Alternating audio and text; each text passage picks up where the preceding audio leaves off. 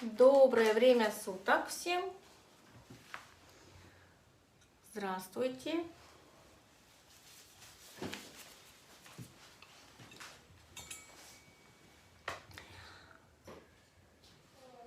Всем здравствуйте, кто присоединяется. Я надеюсь, что я правильно все сделала, вышла правильно в эфир. У меня это первый эфир на марафоне в ВК, поэтому, если что, будете подсказывать. Добрый вечер, добрый день, у кого добрый вечер, у кого добрый день. Очень рада всех видеть. Подождем немножко, чтобы людей собралось больше, и начнем. Я не знаю, моя тема прикреплена, посмотрите, пожалуйста, мы вроде бы прикрепили, но, по-моему, не видно ничего.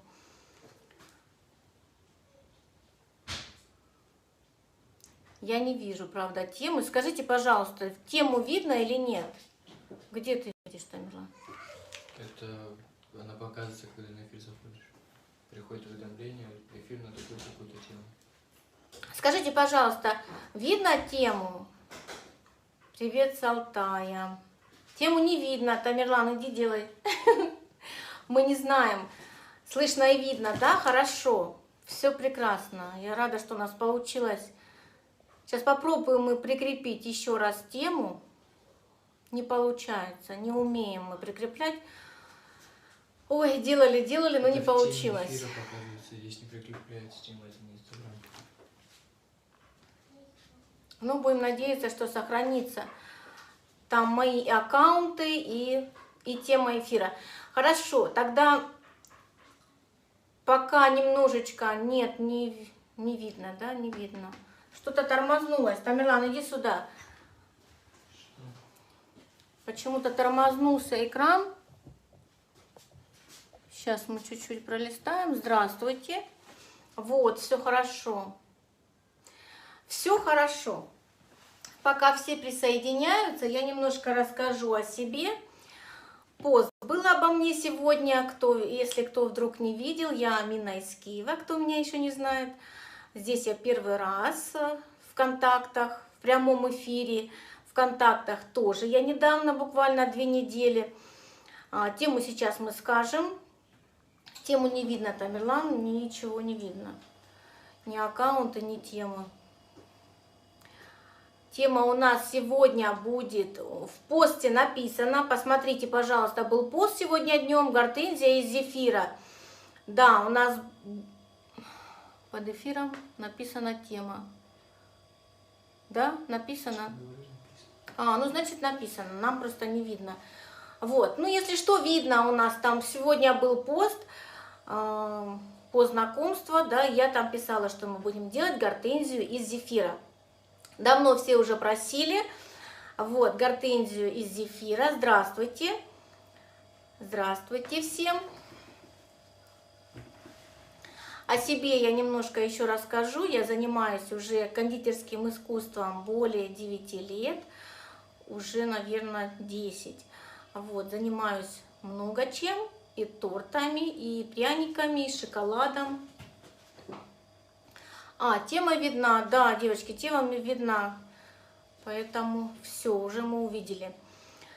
Вот, ну больше всего сейчас я занимаюсь зефиром, зефирной флористикой и обучением зефирной флористики онлайн в основном. Поэтому у меня есть онлайн-курсы. На моей странице тоже. У меня 2 страницы.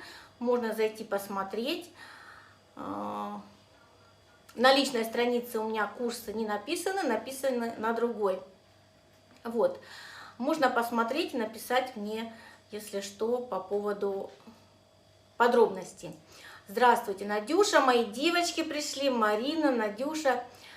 Привет, привет всем. Если что, будете... Может лента зависать. Но пока не зависает, пока мы смотрим. Да, пока все двигается, с другого телефона тоже. Будем надеяться, что все будет хорошо. Главное, слышно и видно. Начнем делать зефир тогда. Здравствуйте. Начнем делать, да. Я просто боюсь, что все соскочит. Я тут первый раз, так что Надеюсь, что все будет хорошо. Спасибо большое за сердечки. Эфир попробуем сохранить. Никогда этого не делала, но будем стараться. Будем стараться все это сделать. Прежде чем начать делать зефир, нужно обработать все, чем будет касаться белок. Поэтому я обрабатываю спиртом всегда. И всем советую обрабатывать только спиртом. Самый надежный способ. Обрабатываем чашу миксера, венчики, вот такие лопаточки, сотейник. То есть все мы обрабатываем спиртом. Это первое правило, зефира. Технологии, я бы сказала. То же самое и безе, то же самое и зефир. Все нужно обработать. Если будут вопросы, вдруг мы пропустим, вы нам, если что, потом, я знаю, что остаются вопросы в комментариях, если что, мы потом ответим. Смотрим, лента. Ну, пока все нормально. Если что, пишите. У меня есть помощник, мой сын, он будет мне читать вопросы. А я буду вам показывать, что мы будем делать. Я обрабатываю. Сотейник лучше брать с толстым дном, литой. Вот такой сотейник я брала в Икее. Тоже очень хорошо, ничего не прилипает, ничего не пригорает. Печка любая, хоть газовая, хоть электрическая. У меня сейчас индукционная, переносная, чтобы вам можно было показывать. Альбумин. Почему? Нужно обрабатывать. Это же тоже белок. Просто это сухой белок. Обязательно нужно все обрабатывать. Иначе он у вас не собьется просто-напросто и все. Не должно быть ни воды, ни всяких жиров. Потому что у вас стоит миксер. Тем более, если вы делаете тортики, крема, десертики, по-любому ваша чаша, ваш миксер, там сотейники, может быть, вы кашку сварили, помыли просто и все. Нужно все обработать, это обязательно. Это нельзя упускать, поэтому я вот и сверху протерла, поэтому все нужно обработать. Это обязательно. Все, у меня, нам понадобится еще лопатка, такая литая, венчик. Можно и лопаткой все это мешать, но я вот таким венчиком мешаю. Тоже я его приобретала в Икее. Очень хороший, не портит посуду. Он, по-моему, силиконовый. Силикон с пластиком, если не ошибаюсь. Вот, нам понадобится гвоздик. Большой гвоздик. Привет, привет всем. Большой гвоздик. Потом вот такие бумажечки. Если мы делать будем для букета, допустим, также можно делать на капкейках, на рожках, на чем хотите. Вот, нам еще что понадобится? Вот такие мешки. Я пользуюсь плотными мешками, то есть необычно вот такими мешочками, которые идут одноразовые, я бы сказала, не такими, а именно плотными. Это шелестящие такие мешочки, я ими не пользуюсь. Я пользуюсь вот такими плотными. Они бывают разные, бывают вот такие зеленые, их можно помыть и дальше использовать. То есть они многоразовые, достаточно долго служат и сохраняют тепло. Нам понадобится 2 мешка, пустой мешок с большим отверстием, без насадки. Мы сюда будем выкладывать зефир. А размер, где-то 50 обычно, 45-50, чтобы нам выложить всю массу. И один мешок у меня с насадками. Один мешок у меня будет с насадочкой для гортензии, а другой у меня для основания. Для основания нам понадобится вот такая насадка. Если кто-то делает без насадки, надо отсадить просто из мешка. Сделать отверстие, отсадить из мешка. Но неудобно. Вот. Чтобы все это быстрее сделать, конечно, лучше работать с насадкой. Она недорогая, эта насадка, по-моему, самая из дешевых трубочка. Есть меньше трубочки, у меня 22 миллиметра, есть 19, 20. Так, для гортензии, для лепестков, сейчас я покажу. У меня насадка 125, вот такая. Но вы можете делать любой насадкой, то есть маленький лепесток розы. 125К есть, 127, 126, вот, 124К, 126К. То есть они бывают вот просто небольшой лепесток розы.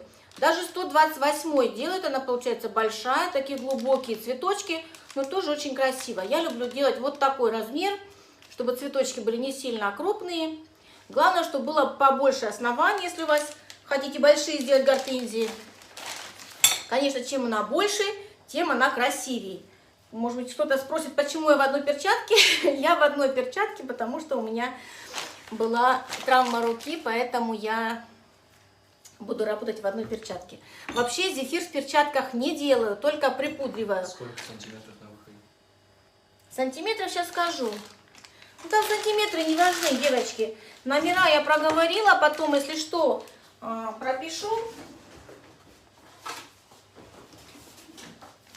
Сейчас посмотрим. Получается у нас... Запись можно будет посмотреть. Сантиметр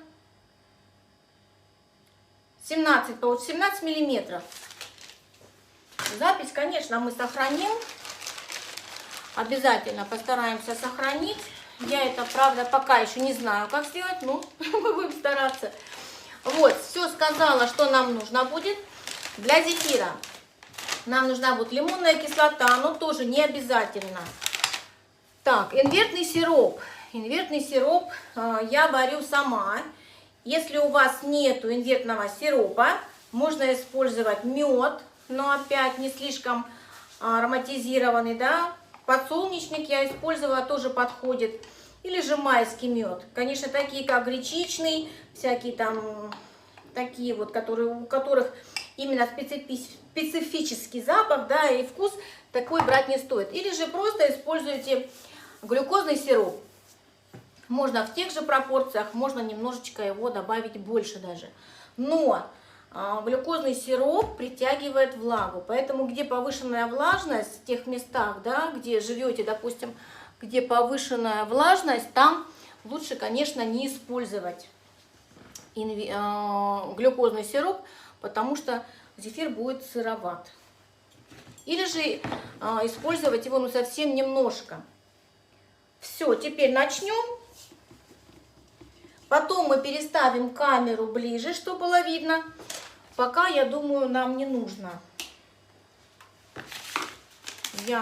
У меня белки тоже уже отдельно. То есть отделила я от желтков. Ни в коем случае нельзя, чтобы попал желток. Поэтому у вас тоже может не взбиться зефир. Вот и все. Гортензии я хочу сделать слегка сиреневые. Краситель, вот, кстати, купила новый. Я еще им не пользовалась. Вот, попробуем краситель. Один раз где-то попробовала, но я добавляла в зеленый цвет, чтобы затемнить, да. Ну, попробуем сегодня его использовать. Полностью красить я не буду. Я обычно крашу вот такими сухими красителями. Вот, я люблю вот эти красители. Есть также российские, но мы всего лишь будем припылять серединку, чтобы сделать красивый цветок. Можно не красить цветок вообще, просто припылить серединку. Если зайдете ко мне на страницу, я как раз закинула туда гортензии, то есть там и так припыленные. То есть можно сделать по-разному, но мы чуть-чуть подкрасим. У меня весы в миксере, рецепт потом мы запишем, или следующим постом, или же под эфиром. Граммовка будет? Конечно, обязательно. Нам понадобится 40 граммов белка. Вообще, если делать, допустим, гортензии, да, какие-то цветы, я всегда основание отсаживаю заранее. Почему? Для того, чтобы сделать цветы не слишком сладкими. То есть, чем больше у вас сахара в зефире, тем медленнее он застывает. Ну и, конечно, плотность, конечно, зависит тоже вот, от сахара. Но мы не все любим сладкий зефир. Если не хотите сильно сладкий, можно заменить глюкозным сиропом. Вот, 40 граммов белка. У меня пюре запектиненное. Как запектинить пюре тоже можно, или я потом пропишу. Это, то есть, это домашний джем. Вы можете взять и магазинный джем. Сейчас очень часто, да, у меня на странице тоже есть рецепт на магазинном джеме. Можно использовать в тех же пропорциях, только сделать домашний. У меня домашний, перетертая. Скажите, пожалуйста, зефир каким красителем окрашивают? Гелевым или водорастворимым? Гелевым водорастворимым. Вот, это гелевый водорастворимый. Еще я беру топ-декор, то есть большие тюбики, 100 мл. Водорастворимым мы окрашиваем. Не жирорастворимым ни в коем случае. Сейчас я возьму ложечку.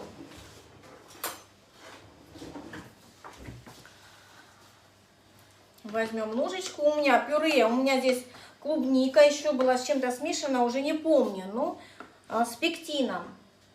Без яблочного пюре мы будем делать. Если мы используем пектин, то есть нам уже яблоко не нужно, да? Самый простой способ. Пюре нам понадобится 70 граммов.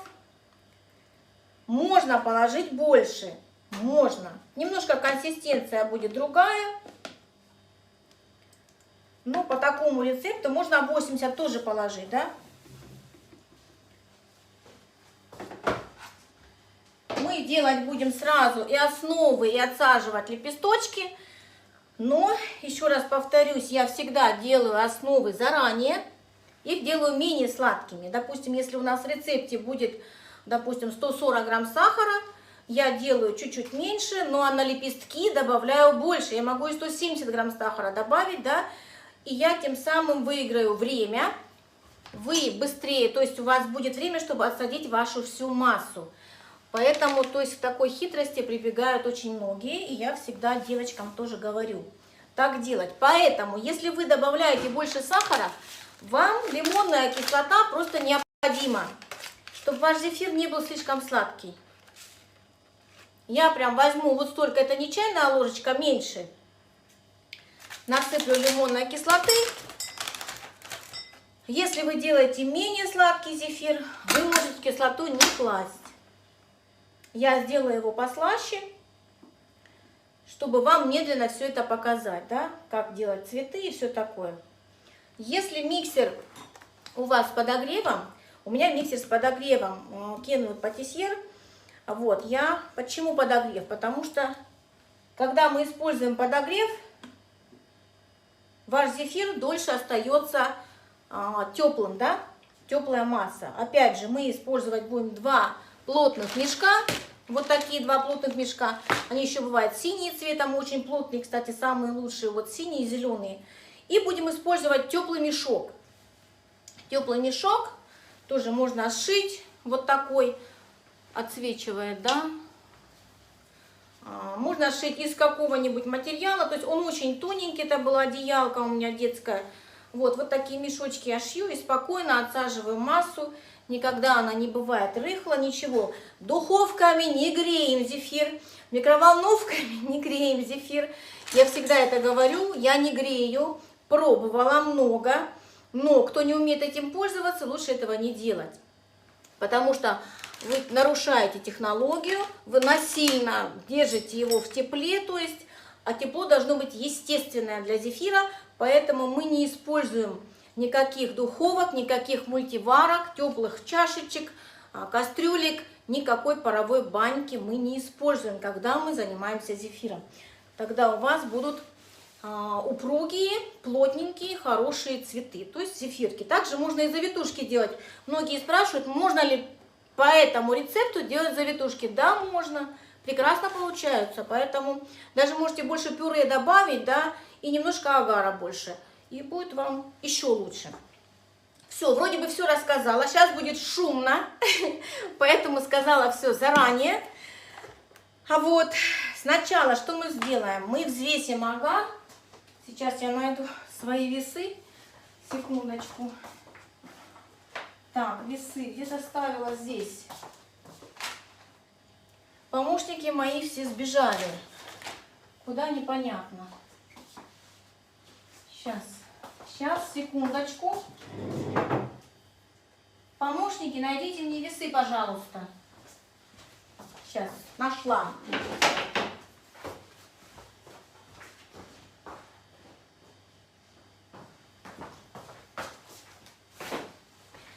Нашла весы. Готовились к эфиру. Я нервничала, конечно, потому что первый раз здесь. Добрый вечер, кто присоединяется. Надеюсь, тему видно. Взвесим сначала агар. Поставим его кипятить.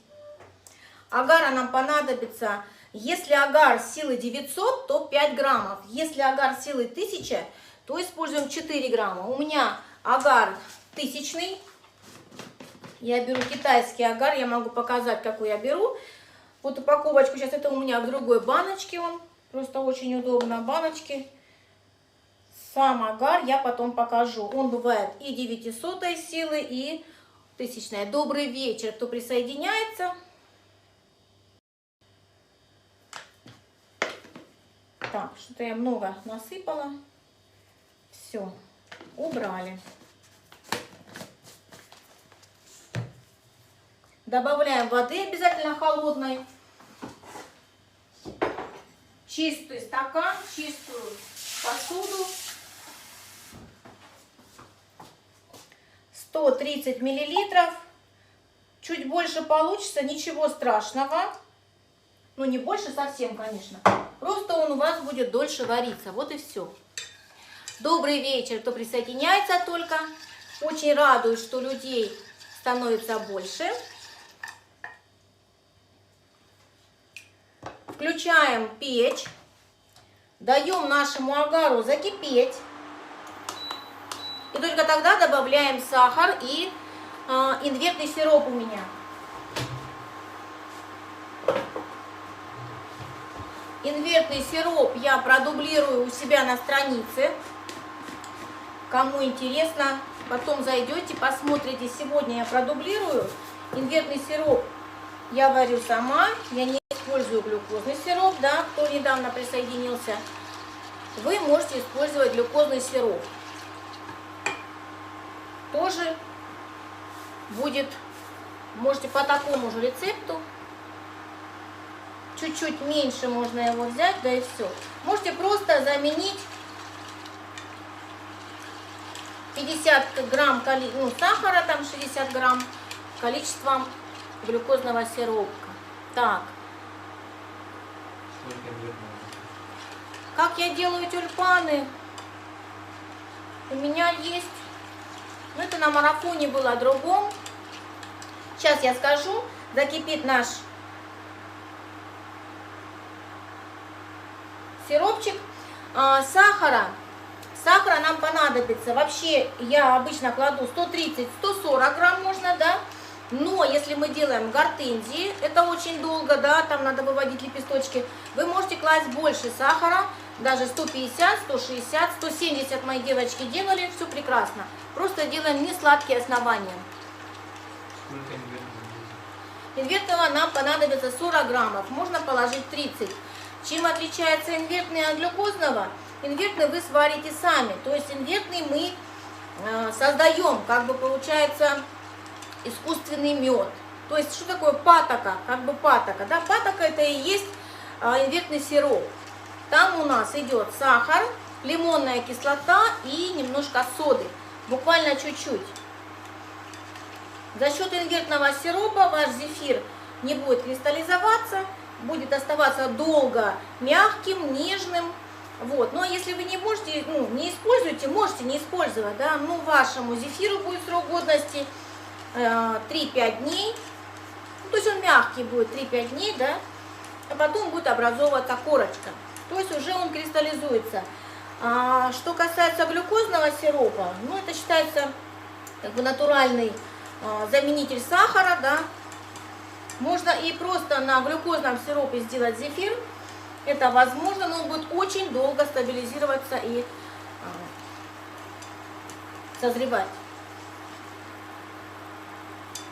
С инвертным сиропом все прекрасно стабилизируется, поэтому я перешла на него. Что касается покупного инвертного сиропа, там могут быть добавки. Патоки, можно использовать патоку, но опять же, там могут быть добавки, которые нежелательны для зефира. Поэтому я сварила инвертный сироп, я знаю там все то, что я знаю. Да? Я положила туда сахар, вода, немножко лимонной кислоты и немножко соды. Все, прошла реакция, пенка ушла, и вы можете использовать буквально через 20 минут. Это очень быстро, просто и дешево. Хороший инвертный, глюкозный сироп стоит недешево сейчас. Так, подставочка, Тамерлан. Подставочку мне дай, пожалуйста, найди. Сейчас, секундочку, подставочку найдем, чтобы...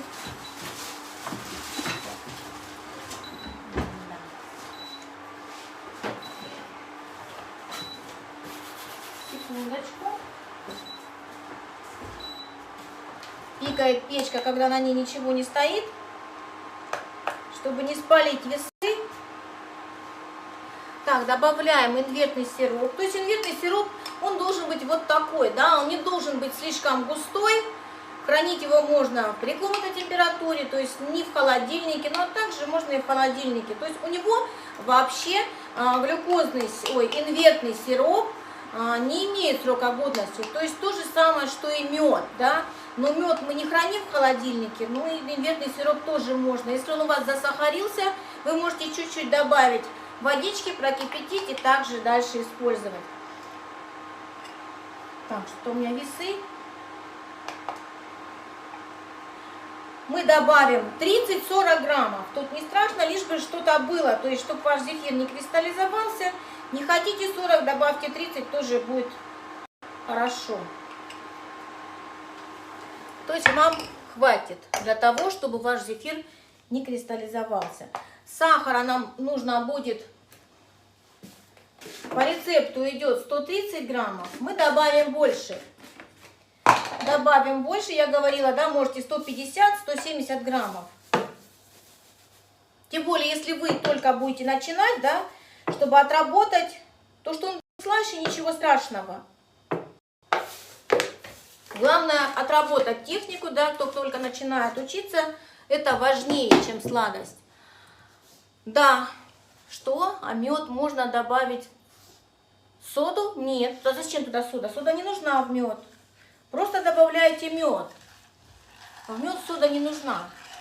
Вы просто вместо инвертного сиропа добавляете мед. Вот и все. Тоже можете 30-35 грамм, 40, то есть до 40 граммов. Все, включаем печь и включаем наш миксер на среднюю скорость.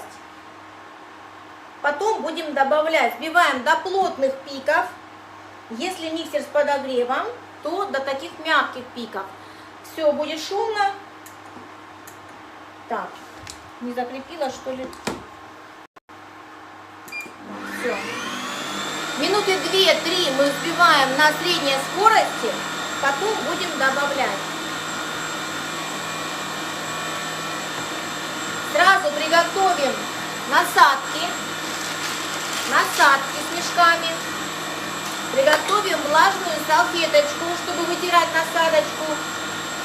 Приготовим сразу гвоздик, бумажечки.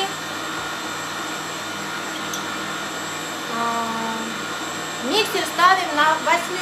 У меня получается на 60 градусов. Если миксер с подогревом. Все заранее готовим, то есть расчищаем себе территорию, место, да, ваше рабочее, и спокойно сидим, работаем. Потому что зефир ошибок не любит, это не крем, он имеет свойство застывать, и причем очень быстро. Поэтому все готовим заранее, и будет у нас все хорошо. Так, лимонная кислота не нужна.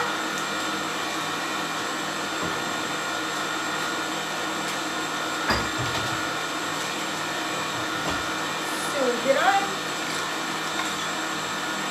Приготовили бумажечки.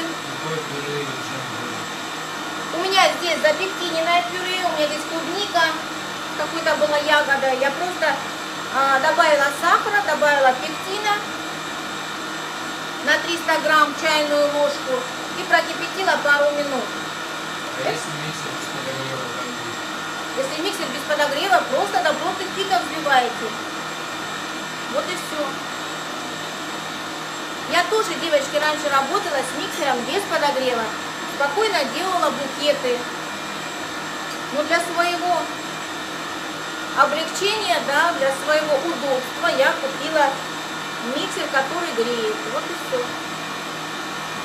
Дольше сохраняется тепло, дольше сохраняется зефир теплым. И консистенция тоже мне больше нравится, конечно. Он воздушнее получается. Сироп закипел.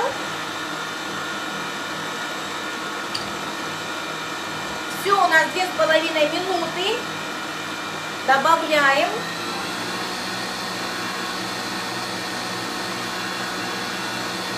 Сироп я варю без градусника. Я сейчас покажу, какая должна быть консистенция. Мы варим до тоненьких, не падающих ниточек.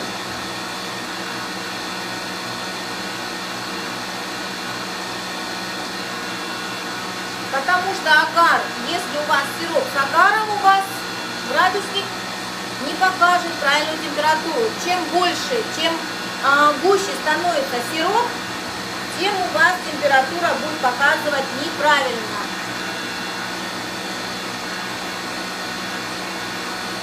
Есть градусники, которые продаются в Икее, да, с таким вот проводком, ставят, ну, опять же, надежнее сварить на ниточку. Я никогда не варила зефир с градусником, поэтому, да, планетарно можно делать, конечно. Обычно и ручным миксером можно делать, девочки, тут то же самое. 40 граммов белка можно взбить обычным ручным миксером.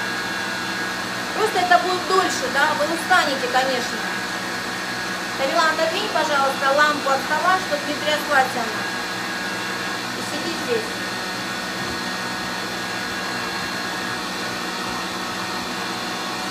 Еще немножко добавим. Сироп сейчас проверим. Если ваш сироп приготовился быстрее, вы можете его просто отставить.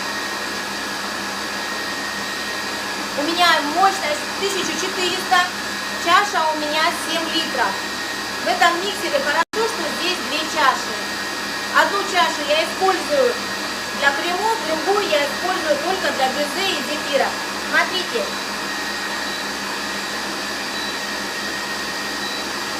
Вот они висят, ниточки. Еще можно чуть-чуть, буквально секунд 30 проварить. Вот у вас повисли ниточки, ваш сироп готов. Даже уже можно не варить. Все. Сейчас добьем немножко белки и будем выливать.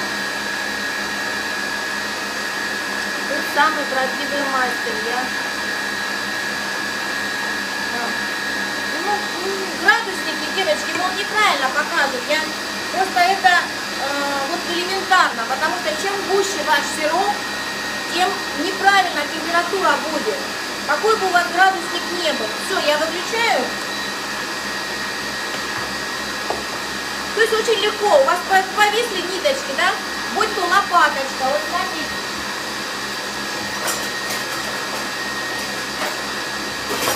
Вот то же самое с лопаточкой, да? Но почему удобнее эти винтики?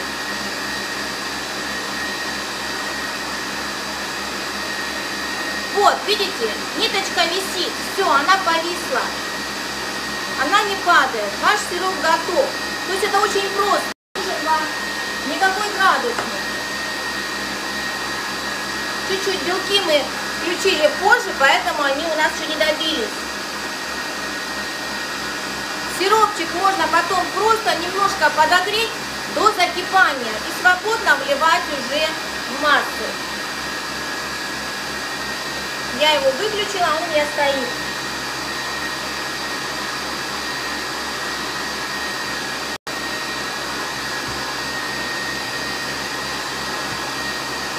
наши гвоздики.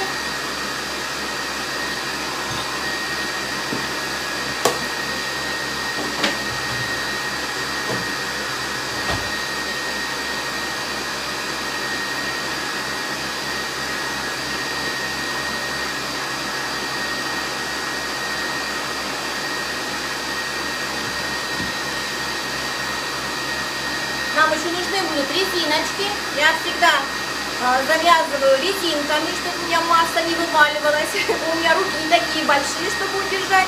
Поэтому всем советую. Есть специальные зажимы, но мне с ними неудобно.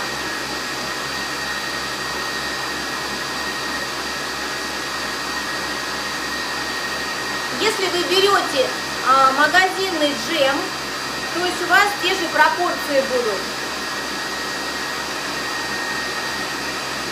Если сироп переварился, чуть-чуть добавьте, попробуйте, тоже можно, да, даже если он у вас чуть там пригорел, да, вы можете, но уже, конечно, цвет уже изменится, чуть-чуть проварите, добавьте, и чтобы посмотреть по консистенции. Ну, конечно, нежелательно, но можно. Просто если вы сильно переварите сироп, у вас может агар не схватиться, потеряются свойства. Рецепт будет, да, обязательно. Миксер у меня Kenwood.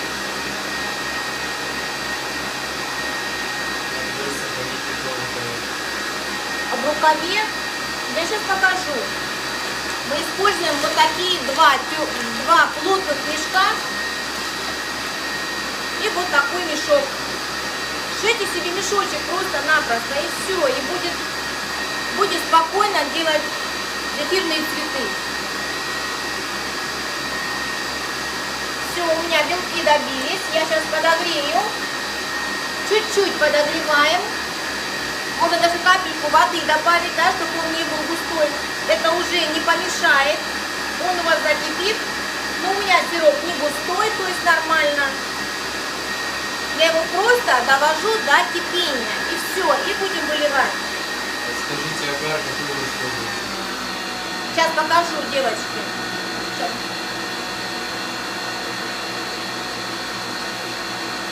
Скажите, пожалуйста, по тюльпану будет тогда видео?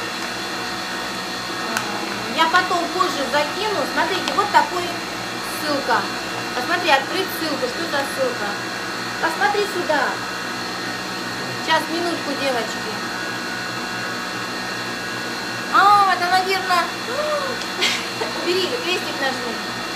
Девочки, я направила на QR-код, и она высветилась. Я аж испугалась, что соскочит. Вот такой я использую агар. Опять ссылка. Убери.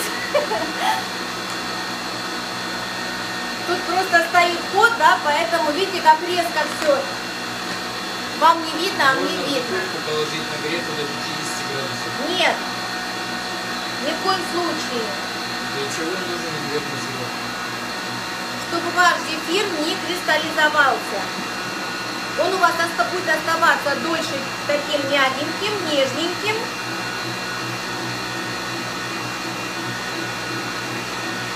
Ну, естественно, продлит срок годности.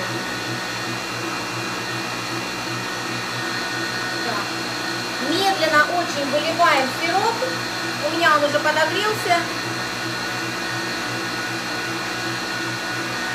Чтобы отсаживать цветочки, допустим, мелкими насадками, вы можете не слишком, то есть не сбивайте до таких вот крепких прям пиков, да, как мы делаем завитушки. Это не обязательно, потому что у вас он очень быстро начнет застывать.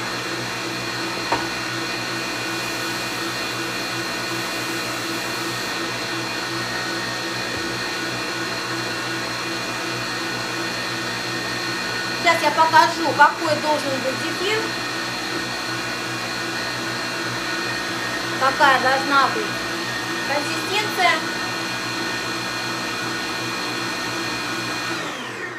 То есть дно чаши вы не должны видеть, девочки, не должны. То есть у вас должен быть, сейчас покажу, отсвечивая здесь просто свет у миксера, я его выключу. Вот, видно так, не видно. Вот они, какие пики должны быть. Вот такой должен быть клювик, да. Сейчас я лопаткой просто покажу, как это все Добрый вечер. Можно спросить про мини-курс «Зефирный букет»? Про мини-курс, да, у меня есть. Пока ВКонтакте я еще его не выставила. Он есть. Сейчас все мои курсы я перенесла на Google Диск. У кого есть нету доступа, да, где у нас раньше была связь со всеми, все мы знаем. Вот, теперь можно свободно купить и полный курс, и курс «Королева хризантема» очень хороший есть. И курс есть по мини-курс, да, идет по букету. Там идет 3 цветка: хризантема, большой пион и розы. И также есть новогодний курс. Ваза, где там, Милана? Принеси, пожалуйста, быстрее вазу мне. Прямую. А в новогоднем букете, почему там новогодний его и сейчас берут, там идет у нас также гортензия, хризантема другой насадкой. Быстрее, Тамерлан. То есть там идут тоже цветы, помимо шишек, новогодних шаров, да, снежков, там идут у нас цветы. Там идут ранункулюс. Кому интересно, можете потом мне написать. Я недавно в контактах, поэтому еще пока не все выставила, что есть, но теперь можно приобрести. Есть хороший свободный доступ. ВКонтакте у меня обучающих групп нету, сразу говорю. У меня только 2 мои страницы. Они у меня недавно. Сейчас мы перенесем камеру, чтобы было хорошо видно. Смотрите, я выложила весь, хотела покрасить и забыла. Но ничего, мы сделаем такой, некрашенный. Как раз вам покажу. Смотрится очень красиво, когда просто серединки подкрашены.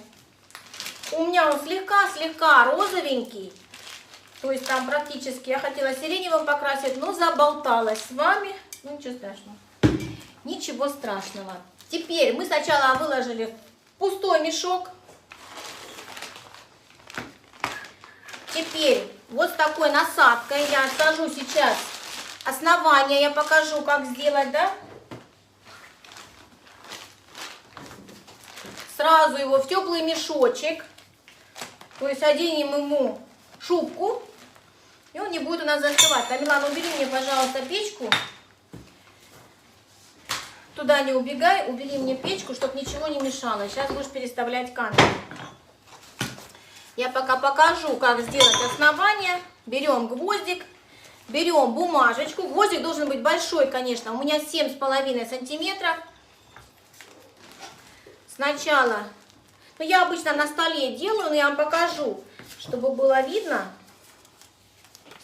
Прилепляем обязательно бумажечку. Сынок, отсвечивает мне, нужно менять ракурс, потому что... Так, смотрите, сейчас я отвечу, девочки. Если кому-то не успеем ответить, мы ответим потом. Вставляем, хорошо сначала надуваем. Нам нужно надуть хороший шарик. Но...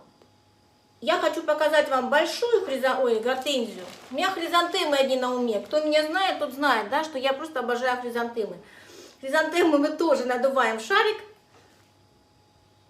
Кстати, скоро у меня будет эфир, да, на моей странице по хризантеме, очень красивой. Поэтому не пропустите. Кто еще не подписан, подписывайтесь. Будет эфир по хризантеме. Я делаю вот такой большой шар. Мы будем делать огромную гортензию. Что, сынок? Здравствуйте, скажите, пожалуйста, из какого джема получается белый зефир? У вас чудесный ромашки в профиле. Спасибо большое. Вы можете сделать сливу взять, да, тоже получается белый. Вот, еще есть, сейчас скажу, груша, ванильная груша или груша-банан, что-то такое. Вот, кстати, махеев, если есть, если хотите магазины взять, вот. Есть яблоко-корица у них, но он такой сероватый будет. А так манго-персик. Везде продается махеев тоже, да, в основном все пользуются. Я использую другой джем. Я не знаю, у нас если осталось, но у меня на моей странице я показываю фотографию, там 3 вкус от джема, да, который я вот использовала, да, и девочкам советую. Мне он больше нравится. Ну, если нет, то можно махеев брать. Еще отсадим. То есть нам нужно хорошее такое основание, побольше. До конца можно не отсаживать гортензии, чтобы осталась ножка, если вам нужен букет, да. Я буду оставлять на гвоздиках, у меня их много. Вы убираете с гвоздика, кладете на стол и опять делаете. Ну, опять же, это можно сделать просто на столе. Положите ваши бумажечки и просто отсадите, вот и все. Ну что, хватит, наверное, 3. На 4-ю я не знаю, хватит мне или нет. Давайте не будем, наверное, переставляем наш мешок. Что-то вот темнее становится, нет? Сейчас я мешок переставлю. Давайте, пока я переставлю мешок, Тамерлан мне переставит камеру. Немножко вас потрясем, чтобы было видно. Я хочу, чтобы было видно. Да, я хочу показать большую гортензию. Можно делать меньше, не обязательно, да, такие большие. Но когда цветок большой, видно всю красоту. Поэтому я хочу, чтобы вы увидели, да, и чтобы было все это подробненько. Так, и сюда мне, пожалуйста, Тамерлан, лампу. Чтобы тоже нам было видно все.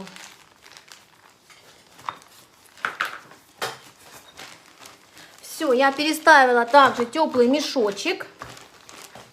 Резинку мы мешки плотные, слишком плотно не завязываем, чтобы у нас ходила масса, да, чтобы мы могли столько взять в руку, сколько нам нужно. Так, я 3 сделала, да, основания? Так, сделаем, чтобы было светло. Я не знаю, видно, не видно. Что-то, мне кажется, так темно. А ну-ка, если сюда. Не получится? Сейчас мы попробуем, как лампу установить. Нет. Нет, пусть будет вот сюда. Где и была, да? Все, я беру стол и показываю. Жалко, что я не покрасила. Я вот не привыкла красить массу, поэтому я забыла добавить краситель в зефир. Я не люблю красить зефир, кто меня знает, да? Но недавно делала тюльпаны, тоже я показала. Если не берется сухой краситель, да, если вы медленно работаете, то можно подкрасить немножко массу. Сейчас я вот сюда опущу. Надеюсь, что видно будет. Хочется, чтобы все было видно. Тамерлан сейчас будет контролировать. Все.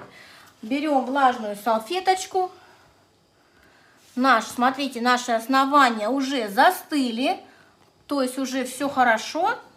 И можем спокойно работать. А это, кстати, да, это в кондитерском, в канцелярском брала обычные квадратики. Вот мне не нравится тень. Вот почему-то здесь тень. Без лампы? Тамерлан не читает, я не знаю, он сидит просто все так. Видно. Все видно? Может, лампу действительно убрать будет лучше видно? Выключи, попробуй. Сейчас я попробую выключить, да? Боюсь, что мы... Нет. Мне кажется, с лампой лучше, не знаю. Смотрите, что мы сначала делаем. Какая насадка? Потом насадка 125. Если мы сейчас будем долго обсуждать, у нас зефир просто застынет. Мы толстым основанием, пяточкой, сначала делаем непроизвольные вот такие. Ставим ее и выдавливаем. Ставим и выдавливаем. То есть мы имитируем, да, просто делаем имитированные цветочки, чтобы придать объемчик, да, чтобы всю гортензию не делать по всей гортензии цветы, мы делаем такую основу, обманку, как я ее называю. Основу хорошо прилепляем, да, чтобы у вас она не шлепнулась. Это часто бывает. Особенно, когда только начинаем, да. Тамерлан не видит, что у меня в бок ушел цветок. Нет, все нормально. А вот у меня ушел в бок. Или, может быть, запоздалая у тебя? Немного. Да? А я вот сижу и смотрю. Вот, видите, у нас такие кучерявый такой барашек получился. То есть в разном положении, неважно в каком, главное сделать вот такой имитированный цветочек. Цветочки. Все, сделали. Отставим, сейчас быстро возьмем другую. У меня уже не такая влажная салфетка, она уже что-то подсохла. Сейчас Тамерлан намочит. Еще одну сделаем. Не выжимай сильно, Тамерлан. Ты сильно выжимаешь, поэтому она уже не мокрая. Влажная нам салфеточка нужна для того, чтобы вытирать насадку потом периодически, да? Быстро-быстро все это отсаживаем. Очень быстро стараемся, потому что у нас зефир, как бы мы его не согрели, все равно может застыть, да? Что ты, Роман? Номер насадки 128. Номер насадки 125 у меня. Вы можете взять 125К, 126К, 127, 128, но она будет побольше, да, тоже очень красивая. Кстати, когда большое основание, очень хорошо делать 128. Вот, то есть любой лепесток розы для розы, и у вас получится красивая гортензия. Тут не обязательно номер насадки, лишь бы вот была вот такая, да, вот такой вот лепесточек, небольшой. Тут даже нет 2 сантиметра, 17 миллиметров, 17, по-моему, 16. Мне нравится 125. Есть они разные фирмы, но они практически одинаковые, поэтому нет разницы. Даже можно делать изогнутая, да, есть насадка такая, как 123. Очень красиво получается, как яблоневый цвет такой, да. Ее так, по-моему, и называют. Еще есть насадочка 119. Она волнистая такая, изогнутая. Но тоже я ей делала, то есть я уже переделала всеми. Тоже очень красивая получается гортензия, красивый цветок. Поэтому любая у вас, которая есть, не обязательно там покупать, кидаться, да, все насадки, лепестки розы. Вы можете брать любой небольшой лепесток. Все, сделала. Берем теперь первый цветочек. У нас уже подстыло.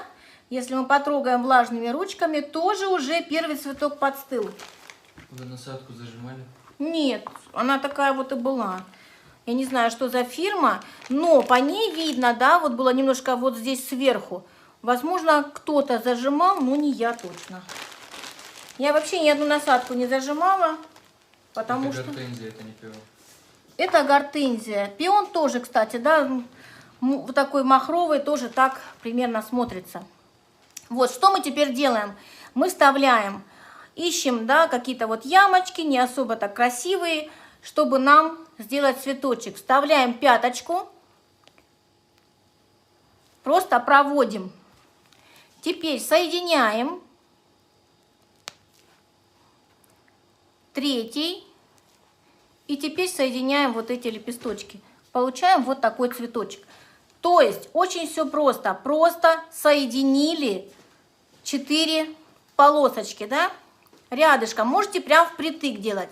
Можете впритык не делать. Не обязательно они должны быть одинаковые у вас цветочки.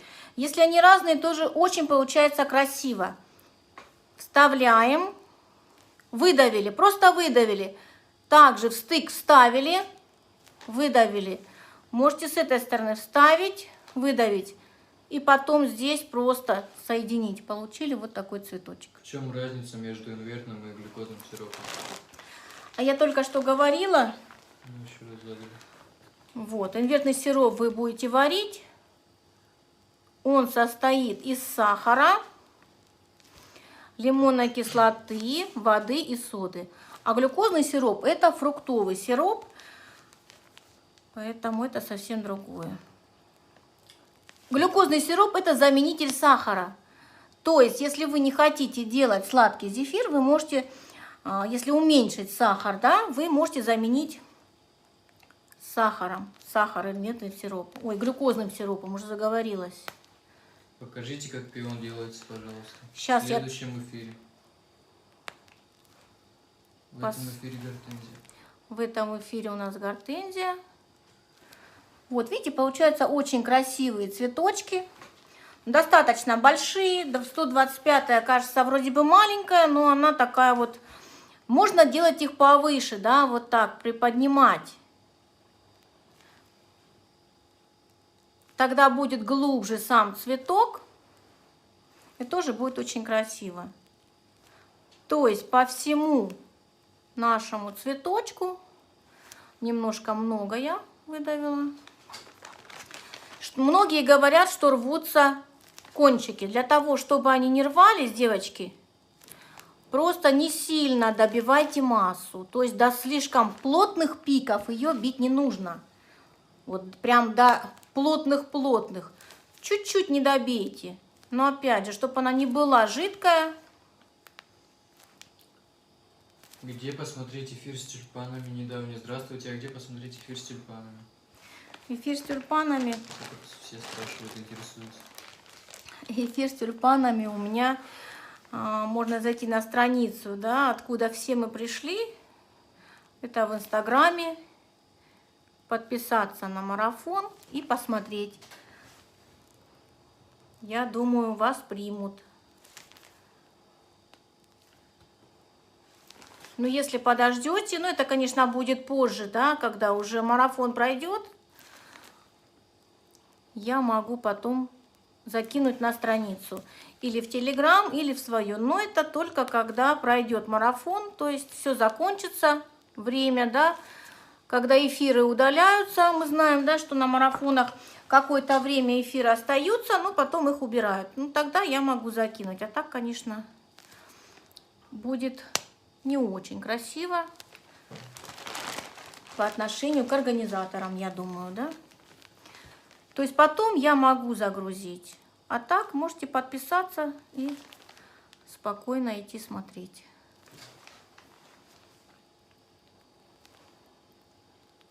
Тюльпаны очень просто делаются, девочки, тоже ничего сложного. По гортензии, я думаю, тоже. Видите, уже проявляется цветочек, да, он большой будет прям достаточно.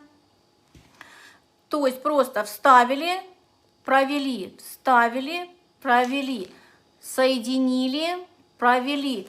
И тут же то же самое вставили и соединили, получили цветочек. У гортензии идет 4 лепесточка, да. Просто они соединенные. А насадка может быть любая. По этому рецепту делала все тюльпаны на 8 марта. Прекрасно. Самые ходовые цветы. Так, Тамерлан, я что-то смотрю, что я вот сбоку хожу, а ты не видишь. Нет, нормально. Да? Мне так кажется. Не знаю.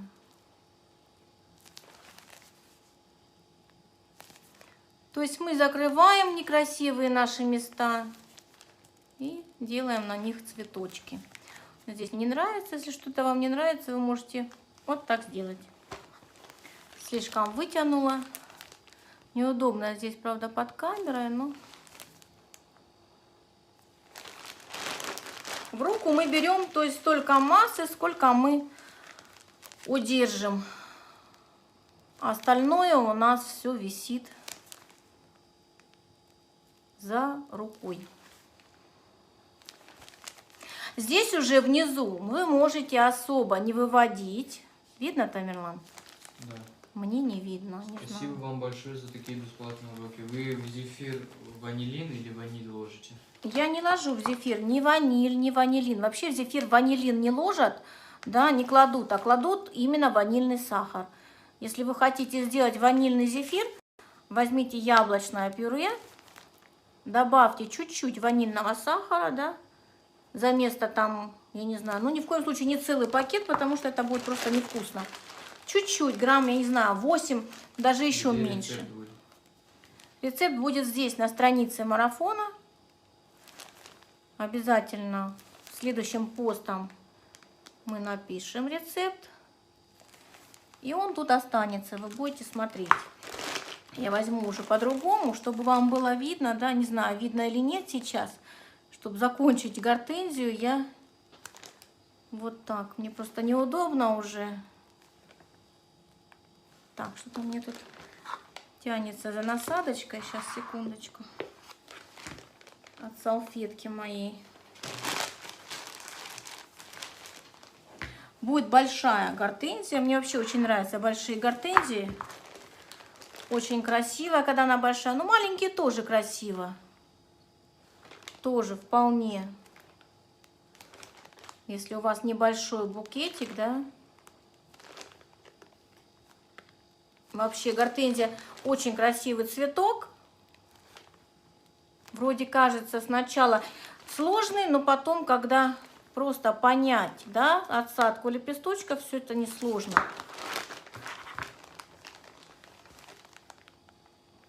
Здесь сейчас отсажу, еще буквально чуть-чуть. Здесь уже, девочки, в конце, да, вот внизу, вы можете не делать там 4 лепестка. Вы раз-раз имитацию создали, 3 лепесточка. Достаточно, да, чтобы у вас было просто красивый низ. То есть для того, чтобы просто закончить, да, вот добавить, можете один здесь поставить, видите, не хватает. Здесь раз, два, три. И достаточно. Все, получилась вот такая вот большая красивая гортензия. А можно сразу на основании сделать лепесточки? Можно, но мне не нравится. Конечно, можно. Все делают по-разному, это вполне все можно сделать. Нет, хризантему в этом эфире делать не будем. Нет, мы в этом эфире не будем хризантему делать. Хризантема будет, я уже много раз показывала, да, только разными насадками хризантему, но у меня на странице скоро будет эфир. Я обещала, просто у меня была травма, поэтому мы отложили эфир, но он обязательно будет. Кто не хочет пропустить, подписывайтесь, и будет обязательно эфир. Консервированное яблочное пюре подойдет для зефира? Да, тоже подойдет, конечно. Какая стоимость вашего букета из хризантем?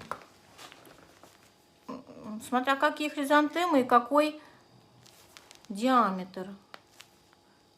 У меня хризантемы, вообще хризантема, гортензия считается вот, особенно хризантема, я считаю более сложным цветком, потому что там и немножко массу тоже надо делать по-другому, работать с ней надо очень быстро, да. Сейчас я вытру насадочку. Вы как фея, все просто, кажется, молодцы. Все просто, кажется. Но на самом деле все просто, да. Просто нужно немножко знать правила, да, отсадки. И все. У меня девочки, многие, кто смотрит эфиры на марафоне, уже научились делать и зефир, и цветы. Очень много цветов. Вот. Кто внимательно слушает, да, и не пропускает ничего мимо ушей. Я всегда говорю много полезных вещей, поэтому, конечно, лучше просмотреть эфир, кто что-то пропустил, обязательно. У меня девочки на курсах тоже, если хорошо, внимательно слушают, да, смотрят, слушают, читают, что я припишу, много полезной информации, очень быстро все получается, все цветы. Все ссылки в теме эфира, сообщество ВКонтакте, личная страница ВКонтакте и канал в Телеграм. Да. Переходите, подписывайтесь. Да, я вытираю насадочку, то есть если вы видите, что у вас уже там что-то мешает, вытираем периодически влажной салфеточкой. Вы шоколадный зефир делаете? Шоколадные я сейчас цветы делаю, а шоколадные я лучше покрыть шоколадом, я считаю. Ну, мне больше нравится, чем извращаться над зефиром. Так будет вкусней. А также тоже можно растопить шоколад, но уже добавить его во взбитую массу, быстро перемешать и отсадите. Будет очень вкусно. Попробуйте и посмотрите.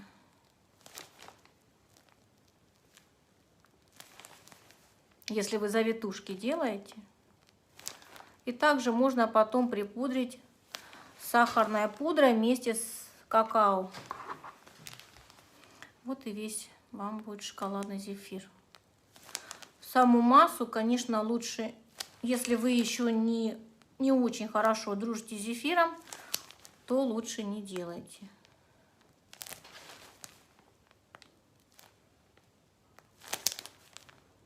Я думаю, по поводу цветочка все просто, да? Все просто и понятно. Я не знаю, у нас получится 3 гортензии или нет. Я уже возьму по-другому мешок, потому что мне уже неудобно. Да, очень много тонкостей, главное их услышать. Да, главное все просто внимательно смотреть и внимательно слушать. Именно вы учитель от Бога, все разжевываете и в рот кладете, только делая. Спасибо большое. Это, наверное, мои девочки. Я не вижу просто не вижу. Кто пишет у нас Тамерлан на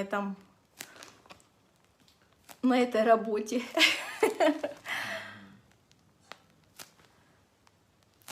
Видно, я надеюсь, да? Да.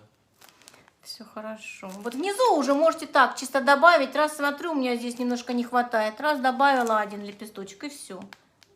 Здесь еще можно 4 сделать, да, лепесточка, цветочек. Ниже уже можно сделать 3.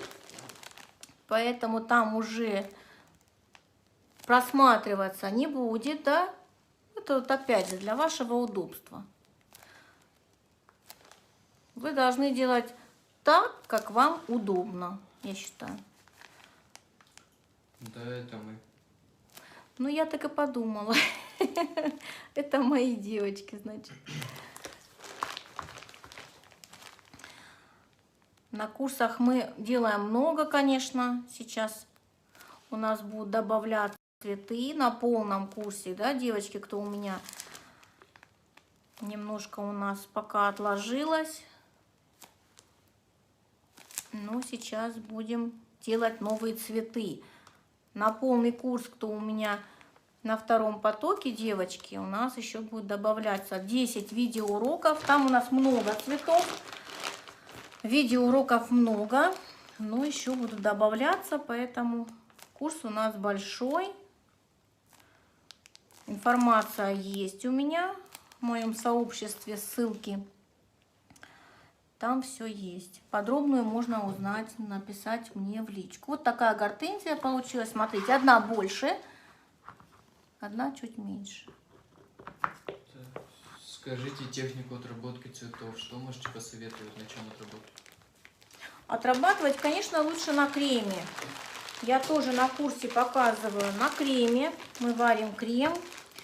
В прямых эфирах мы отрабатывали все цветы. Я показывала, как делать. Конечно, лучше на белковом креме, потому что он более-менее по консистенции напоминает зефир. Не то, конечно, он послушнее белковый крем, но более-менее похож. Поэтому лучше, конечно, на белковом креме это делать. На цветочке можно посыпать шоколадную крошку? Можно, но это будет некрасиво. У вас золотые руки. Сколько штук выходит из этой массы? Ну, а мы сейчас посмотрим. В серединке что будете делать? Бусы Я или буду зефир? делать бусинки. Вот я не люблю делать зефир, да, не знаю, вот никогда и не делала, никогда не нравилось мне красить зефир, потом отсаживать вот эти. Честно, не люблю. Поэтому девочки мои знают, да, кто меня знает, тот знает, что я использую бусинки. Мягкие бусинки.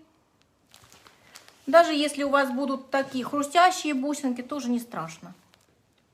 Если где-то, может быть, нету, да, не продаются. Но они есть везде, можно заказать. Девочки вот и на Озоне заказывают. У меня всегда разные цвета. Я беру. В кондитерских магазинах тоже они присутствуют.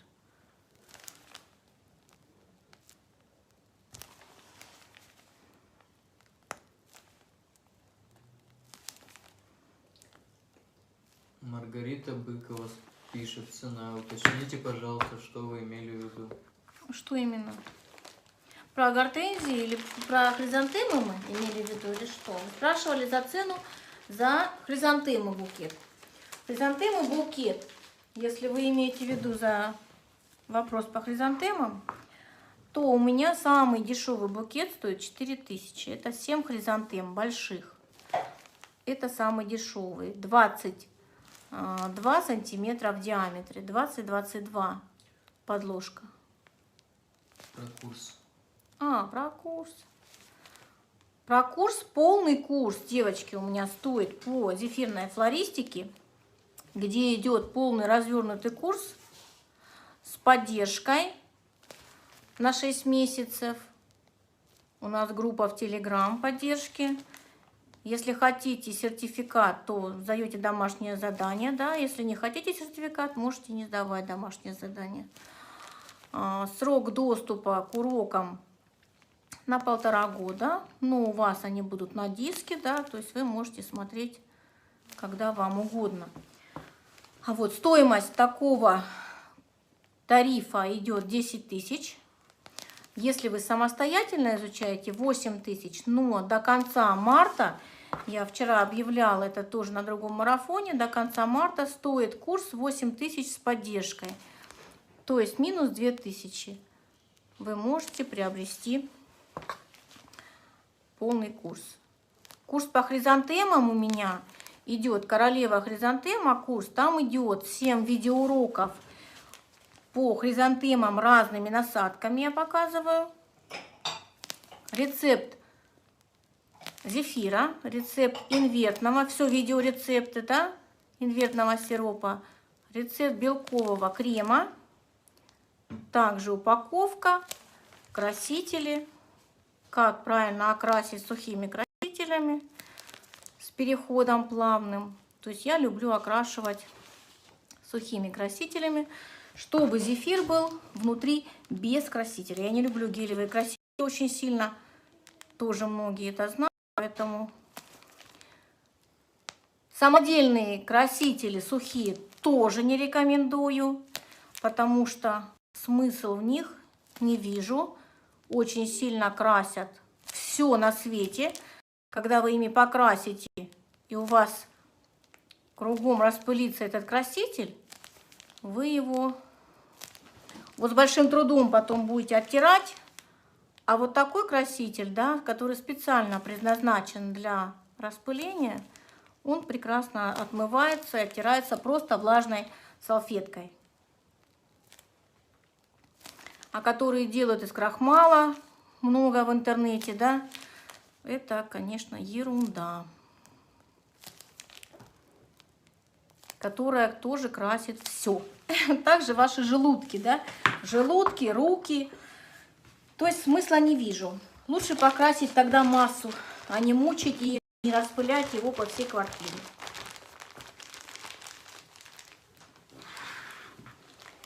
Все, я надеюсь, ответила на вопросы по поводу.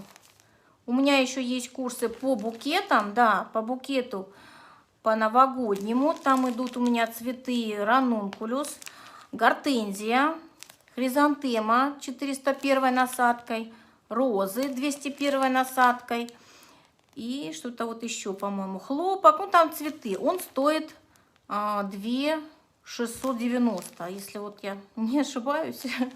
Вот, по мини-букету, который идет пион, роза и хризантема, стоимость курса 2490. Купила сухие красители, не могу с ними подружиться. Клюется сильно и все. Отсыпьте половину куда-нибудь и все. Отсыпьте половину, и будет вам удобней пользоваться сухими красителями. Да, к ним нужно привыкнуть. Плюются, наверное, российские красители, да. Но опять же, китайские тоже могут плеваться. Вы можете убрать половинку, отсыпьте или в пакетик, или в другой там тюбик, какую-нибудь баночку, конечно, чтобы влага не попадала. И будет лучше. Держать нужно тюбик в горизонтальном положении, конечно, не в вертикальном, потому что, естественно, у вас все плюхнет. на ваш цветок, и вы просто испортите. Все, я просто теперь добавляю снизу немножко объема, то есть я уже цветы снизу не делаю. Я оставила ножку, чтобы у меня можно было поставить в букет. Все, 3 гортензии мы сделали, у меня немножечко осталось массы. То есть вот совсем чуть-чуть, сейчас покажу. То есть, видите, у нас не стабилизировалось. Мы использовали 2 плотных мешка и теплый мешок. Ну, довольно-таки не быстро, да, все это я сделала. Вот сколько массы осталось. Обычно, если кто-то не хочет делать, вот, чуть-чуть. Все. У нас ушло на основание, но основания очень большие. Таких гортензий можно сделать 5, если их делать небольшими. Я просто отсажу сейчас и все. Листики делать не буду. Просто вот так сделаю. И потом доработаю. Диаметр заготовки какой был, только зашла? Честно, я не знаю. Я делаю очень большие. Вот это просто я отсадила, потом доработаю и доделаю цветы. То есть у меня ничего никуда не утилизируется. Все идет, все идет в цветы. Вытру руку, потому что к перчатке все липнет. Что теперь мы делаем? Смотрите, мы будем бусинки. Я хочу сделать, можно и беленькие, можно и желтенькие. Мы с вами по-разному покрасим. Сейчас давайте, вот у меня возьму такой краситель розовый. Мы опылять будем розовым. И я буду делать белые бусинки. У меня вот такие бусинки. Можно брать пинцетом, но здесь тоже удобно брать руками. Если что, можно и пинцетом. Вставляем в серединочки. Они очень хорошо. Кстати, бусинки, девочки, прилепляются и на следующий день. То есть все это хорошо. Где-то тут у меня пинцетик был. Посмотри, Тамерлан. Просто, если что, поправить. Бусинка у меня выскочила. Я поправлю гвоздиком. Нету здесь? Тогда там, на полочке. Смотри сюда. На меня посмотри.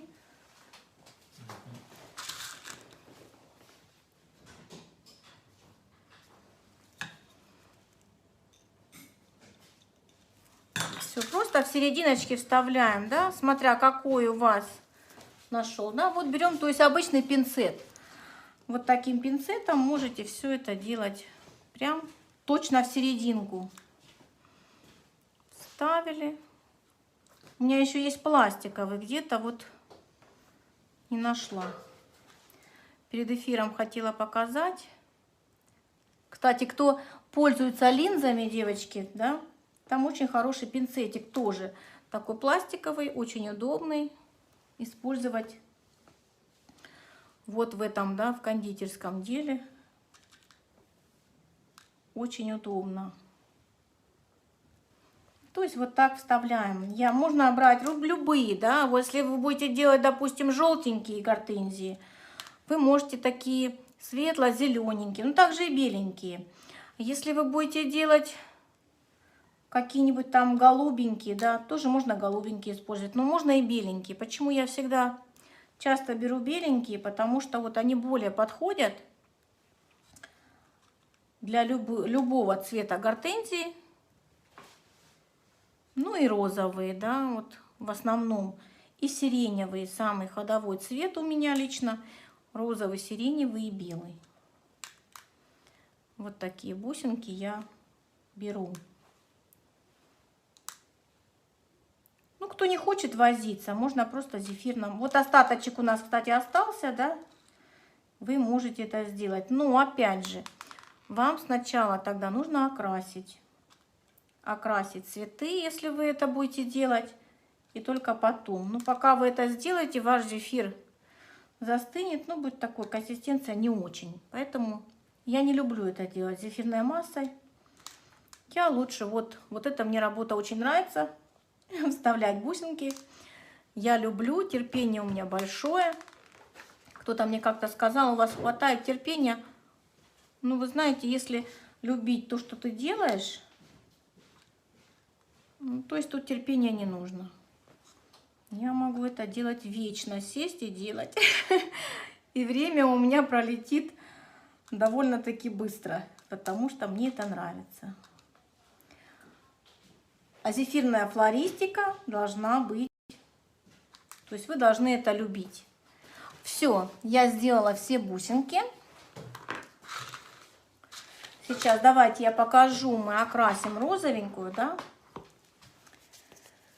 Розовый краситель. Можно полностью окрасить. Они еще бывают с таким переходом. Сиреневый, розовый, слегка желтенький, да? Можно сделать. Мы можем сейчас тоже сделать. Но я хочу показать, как вот наименьшее количество красителя использовать. То есть просто в серединку, где мы вставляли бусинки, да? Вот так просто в серединочку.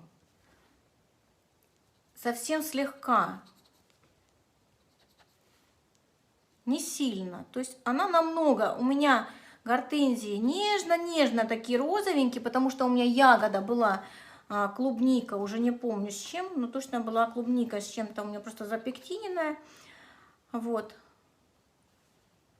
Такой вот нежно-розовенький цвет и как раз подходит. И вот подойдет он и для сиреневого красителя, если мы сделаем серединки слегка сиреневые, да, фиолетовые, сиреневые.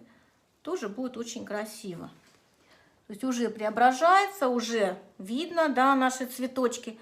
Пока мы не покрасили, то есть такой красоты, видите, я не переворачиваю вот так, да, вертикально. Я держу горизонтально краситель, и ничего не будет плеваться у вас, хоть то будет российский краситель, хоть то будет китайский краситель. Просто по чуть-чуть выдавливайте. И не вот так, да, берите, а слегка двумя пальцами немножко просто нажимайте. Все, и будет хорошо. То есть у меня ничего тут, хотя он у меня полный. Я тут не отсыпала, он у меня полный, наоборот, досыпала. Кстати, я люблю российский краситель, я покупаю и смешиваю его пополам с китайским. Но если и нету, то больше, допустим, у меня российского. Просто эти тюбики мягче, удобнее. Все, вот такая гортензия красивая получается, да? Вот слегка мы просто опылили, она будет нежненькая. Можете массу подкрасить чуть-чуть, да, массу, и немножко темнее. Вот есть малиновый краситель, будет очень красиво смотреться. Вот она наша уже готовая гортензия. Это еще пока заготовочка, пока непонятно что, да. Ну, тут уже просвет. Тут уже готовый цветочек, очень большой. Диаметр тоже сейчас могу сказать, да. Уже предполагаю, что будут вопросы по диаметру. Большая, прям сантиметров 13, наверное, 14. Точно не измеришь. Чуть поменьше. Где-то 12 с половиной. Все, теперь давайте сделаем розовые. По-моему, кончились, да, Тамила? Нету розовых? Сейчас посмотрим. Были желтенькие. Ну, когда я желтенькие, кстати, на сиреневые можно желтенькие, очень красиво смотреться будут. Сейчас Тамерлан мне достанет, я, по-моему, доставала. Вот, смотрите, какие они есть. Есть, вот они голубые, вот они слегка такие светло-зелененькие, есть желтенькие. Я сейчас сделаю желтенькие. Мы сделаем сиреневый цвет. И вы посмотрите, да, какой лучше. Нужно также сделать белые, но на сиреневом очень красиво смотрится желтый цвет.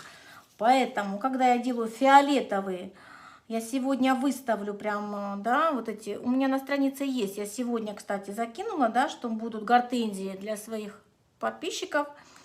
Вот, что мы будем делать гортензии. Там они подкрашенные, там они полностью крашеные сверху. И фиолетовые, и желтые, и разные.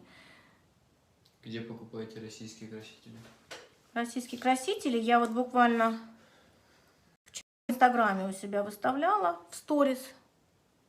Очень хороший магазин в Москве. Пекарь, по-моему, Пекарь называется. Вот там я беру, очень большая линейка у них. Не только красители, бусинок просто неимоверное количество. Огромное количество, что только не.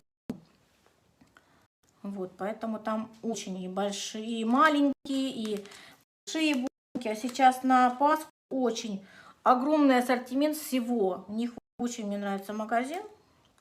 Всегда их хвалю. Но также можно купить на Озоне. На Озоне, на Вальберес.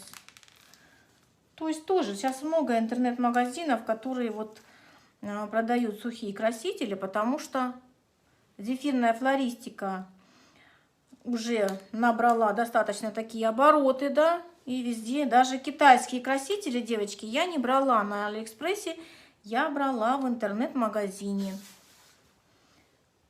Кому интересно, потом могу дать ссылочку. Сейчас, правда,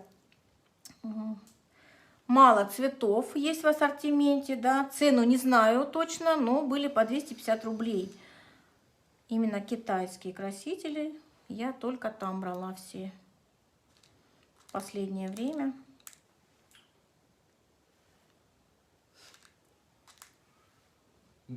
Бусины сколько миллиметров? Не знаю. Может, там написано, надо посмотреть. Сейчас скажу. Если написано, то скажу. Нет, девочки. Написано посыпка жемчуг. Я, кстати, вот эти брала в магазине Белка Кейк. Тоже в Москве магазин, в городе Московском. У них тоже большой ассортимент. Топ-декор бусинки. Но они разные фирмы. Есть шоколадные, да, есть карамельные, есть воздушный рис.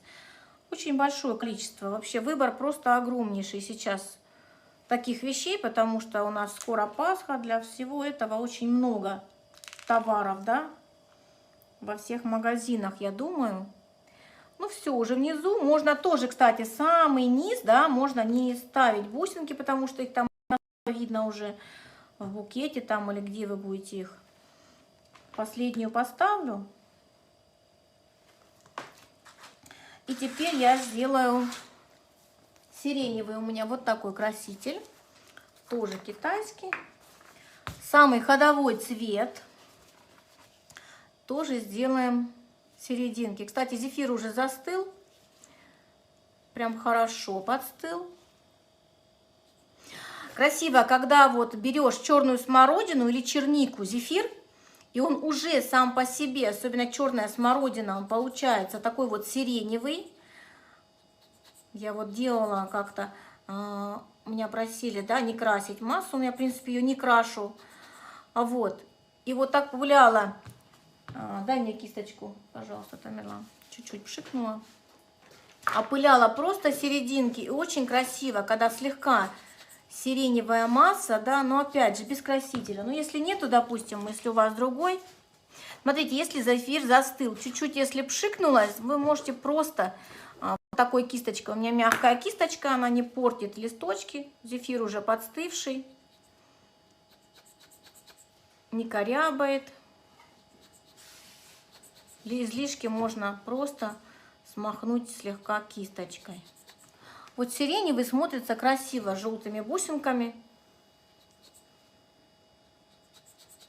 Можно полностью опылить, да, сиреневый. Я вот делала фиолетовый цвет, тоже его можно сделать, но там нужно использовать два красителя сухих.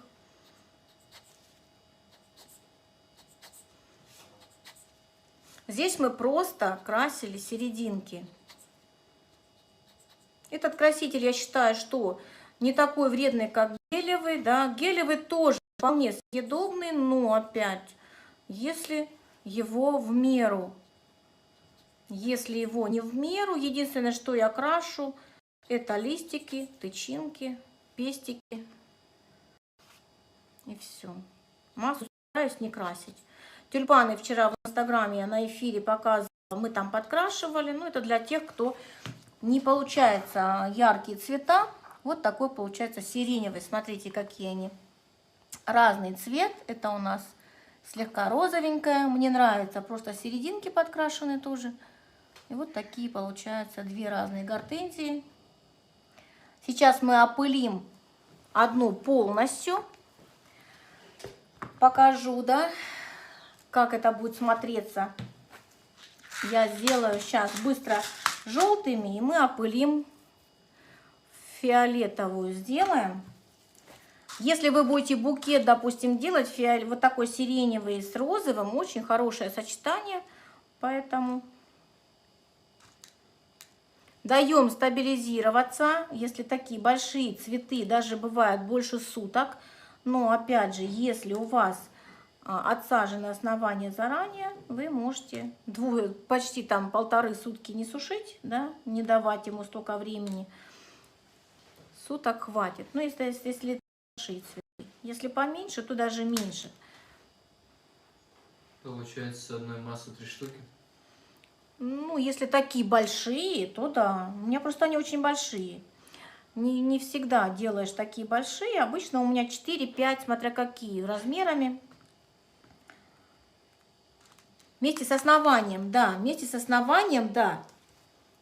Это на 40 грамм белка. Вы можете сделать больше белка, допустим, сделать на 60 граммов, да, если вы знаете, что вы будете делать тут же основание, и здесь же будете делать этой массой лепесточки. Сделайте на 60 граммов белка, потому что вы основание отсадите быстро, и у вас потом хватит еще больше, то есть, да, уже будет не 3, там, не 4, не 5, а больше.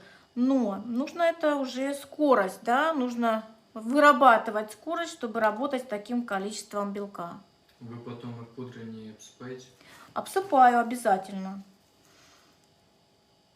Всегда обсыпаю. На курсах тоже я показываю, что я всегда обсыпаю. Девочки знают. И удаляем пудру. Убираем. У меня все цветы, все практически цветы припудренные сахарной пудрой.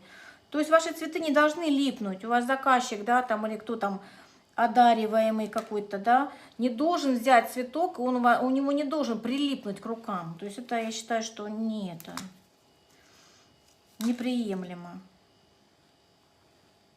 И опять же, между собой цветы тоже могут слипнуться, поэтому если человек будет брать один цветочек, потянется весь букет. Ну, это тоже нехорошо. Просто пудра или пудра с крахмалом? Нет, просто пудру. Ничего не использую. Кто-то использует не тающую пудру, да. Никогда не использовала для зефира. Не тающая пудра немножко скрипит на зубах. Ну, это мое мнение, мне так кажется, я ее чувствую сильно. Декстроза уже еще, да, есть тоже, мне кажется, она крупноватая. Но в каких-то случаях, да, вот если там нежные какие-то тюльпаны, можно использовать тоже красиво. Все. Ага, одна осталась бусинка еще. Сейчас положу. Все. Не все. Одна еще. Увидела где-то. Сейчас покажу. Вернее, увижу. Все, сейчас я покажу, как сделать темный цветок. Темно-фиолетовый. У меня часто просто спрашивают.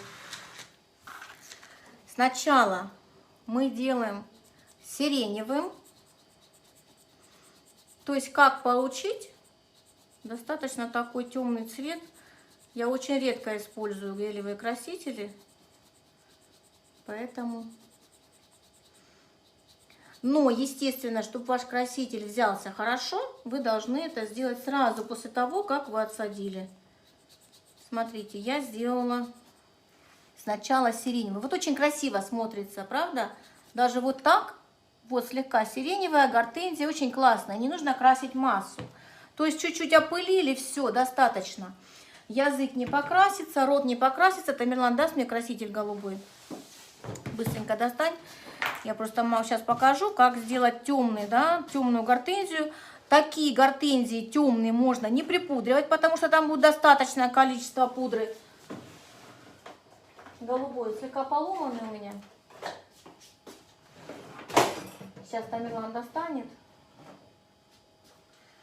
И я покажу. У меня он поломанный, тут скотчем заклеила. При переезде поломался тюбик в багаже. Вот я его заклеила. Я его использую редко, поэтому больше не покупаю. Вот как купила первый раз, ему уже, наверное, 2 года и до сих пор. Теперь я издалека прям, видите, как я далеко держу, слегка припудриваю голубеньким. совсем далеко.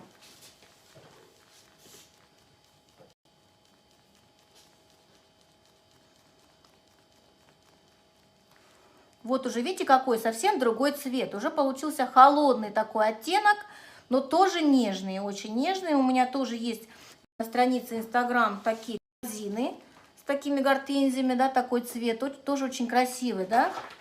То есть вы можете сделать любые сухими красителями. Вам не обязательно красить и портить всю массу. И теперь я беру опять сиреневый. То есть голубого тоже чуть-чуть совершенно я покрасила, опылила. И теперь мы сверху еще добавляем фиолетовый, сиреневый, да. И получается у нас такой темнее. Он очень красивый. Потом, когда он постоит, эти красители еще проявляют свой цвет, свою насыщенность. Поэтому вот когда красные, у меня есть красные маки, красные розы. Я не красила массу, девочки, вообще не красила массу. Я просто опыляла свежий. Сейчас еще немножко добавлю. Чуть-чуть. То есть вот так, чуть-чуть, совсем поочередно. Вроде бы кажется много, нет, немного. На зубах он не скрипит. То есть мне еще ни один заказчик не сказал, спрашивали, да, мешает, не мешает. Ну, кто хочет, конечно, темный цвет, особенно гортензии, особенно сирень очень часто, да, тоже заказываемый букет. То есть я использую только сухие красители. Все, смотрите, какой обалденный получился цвет. Если можно, покажите, пожалуйста, как вы припудриваете. Так я ж показала. Нет, пудры. А пудры, они у нас еще пока не готовые. Вот, видите, как удаляется краситель. Смотрите, мы его вытерли. Все чистенько, да? Но если вы будете использовать и сделаете сухие красители в домашних условиях, из гелевых красителей, поверьте мне, вы так ничего не ототрете. Это будет просто кошмар. У вас покрасится весь стол, а сухой краситель садится, да, он распыляется везде и вся. Поэтому вы не вытрите его так. Посмотрите, какие красивые гортензии. Можно также розовенькую сделать. Можно сделать, то есть два перехода, да, вот разных, как они бывают, сиреневая с розовеньким, такие вот нежные, очень красивые получаются. Очень изящный и красивый цветок. Вот особенно, конечно, в цвете, да, в цвете очень, вот смотрите, просматриваются все цветочки, да, то есть это очень красиво и просто, достаточно просто, чтобы, да, вот собрать букетик. Даже там несколько гортензий. У меня к 8 марта были букеты 7 гортензий разные цвета, кстати, очень яркие, очень красивые. Ну и также нежные можно сделать, просто опылить, да, не просто серединки, а опылить полностью. Смотрятся они в любом цвете, я считаю, что очень красиво. А у нас красителей много, у нас он и оранжевые, и красные, и там зеленые, там всякие-всякие. Поэтому вы можете сделать любые. Шикарный пишут. Спасибо большое. Я надеюсь, понравилось. Я старалась. Первый раз я сегодня здесь. Кто-то меня не знает, да, может быть. Вот, так что подписывайтесь. Приходите ко мне на мою страницу. Буду очень всем рада. У меня есть рецепты, кстати. У меня рубрика понедельника на моей личной странице ВКонтакте, в Телеграме канале. Вот, ну и в Инстаграме тоже. У меня рубрика понедельника, рецепты на желтках. У нас много остается желтка, поэтому нам куда-то его нужно девать. Сегодня тоже был рецепт. Кому интересно, зайдите, посмотрите. Так, я думаю, все понятно. Сейчас Тамерлан нам переставит камеру. Мы немножечко еще расскажу, да. Расскажу за, может быть, конкурс, да. Я не знаю, будут организаторы делать или нет. Ну, думаю, что, наверное, будут. Если будут делать, да, то смотрите. Смотрите эфиры, да, участвуйте в розыгрышах. Просто что-то я не уточнила, будут розыгрыши или нет, но если розыгрыши будут, то будет у меня 2 места. Одно место на курс «Королева хризантема», другое место на курс по букету, по зефирному букету мини-курс. Там идет пион, хризантема и роза. Если конкурс будет, то будем участвовать, будем разыгрывать. Поэтому смотрите, Тамерланчик нам сейчас переставит. Аккуратненько. Немножко вас потрясем. Так, сядем. Чуть-чуть можешь приблизить. Нет, немножко, наверное, сейчас. Я не знаю, здесь приближается или нет. Мне кажется, прям темно. Что-то так.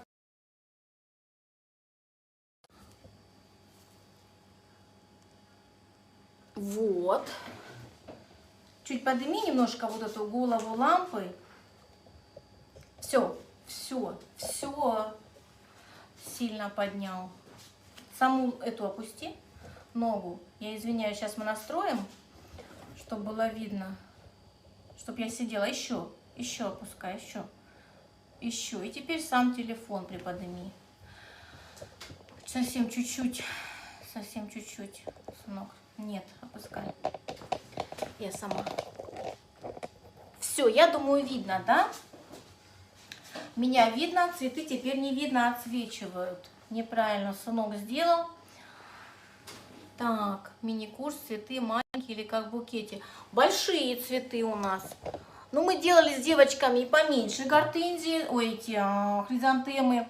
Собирали букет в другой упаковке. У меня на странице в Инстаграм есть. Так, сильно, по-моему, я опустила. Не могу настроить хорошо, чтобы было видно, да? Ну, вроде бы пойдет. Я думаю, видно, но что-то как-то вот темно. Видно, да? Все, я думаю, видно. Вот, цветы тоже видно. Покажу вот так. Я не знаю, там было видно или нет. Но здесь вот я думаю, что видно. Мне вообще нравится фиолетовый очень цвет. То есть, чтобы получить такой фиолетовый цвет, нужно просто 2 цвета. Сухие красители. Ну, такая тоже будет нежная в букете. Думаю, что сиреневая тоже будет нежная. Все красивые, все. Если нет сухого красителя, вы можете использовать гелевый краситель, да, то есть также покрасить массу. Первый раз вообще увидела, как создаются зефирные цветы. Я в восторге. Такие красители. Красителей очень много, да, они сейчас очень распространены. Вот, кто не видел, я покажу еще российские красители. А запись будет? Да, запись будет. Здесь эфиры, насколько я знаю, не срываются, да. Мы сохраним, напишем дальше рецепт другим постом. Дальше мы напишем рекламу моих курсов, да, полного курса. Если кому-то интересно О, как стало светло, что-то, или какая-то маска поменялась, я не пойму, что-то как-то странно. Все, я рада, что понравилось. Сейчас, девочки, я покажу. Сухие красители российские, тоже очень хорошая цветовая гамма.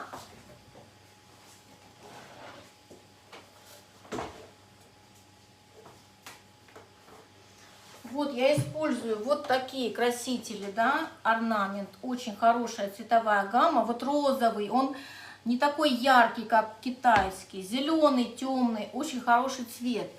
Вот малиновый, самый такой вот, вообще мне очень нравится, малина, фуксия, желтый лимон. У них такое разнообразие вообще расцветок, очень хорошие красители. Научиться ими пользоваться тоже легко, то есть чуть-чуть нажимаем мы здесь, не в середине, не снизу, а здесь, и тоже очень хорошо окрашивается. И не до конца раскручиваем вот эту штучку, да. Немножечко по-другому сделаны эти тюбики, но опять же, я ими пользуюсь тоже очень давно уже, и достаточно вот удобно мне. Но нужно тоже привыкнуть.